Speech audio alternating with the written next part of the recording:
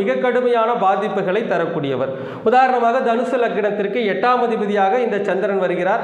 ஒருவேளை அவர் வளர்பிறை சந்திரனாக இருந்து 4ஆம் இடத்தில் இருக்கின்ற பொழுது கண்டிப்பாக அவருடைய வீட்டில் எந்த காரணத்தை கொண்டும் வாழை மரத்தை வைத்திருக்க கூடாது.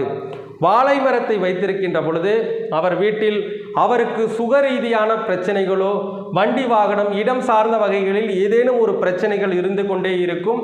இப்படி நாம் ஒவ்வொரு கிரகத்திற்கும் உண்டான மரம் எது, அந்த மரம் எந்த கிரகத்திற்கு உண்டானது என்பதை அறிந்து, அது ஜாதக ரீதியாக அந்த கிரகம் எங்கிருக்கின்றது என்பதையும் அறிந்துதான் அந்த மரத்தை வீட்டில் வைத்திருக்க வேண்டும்.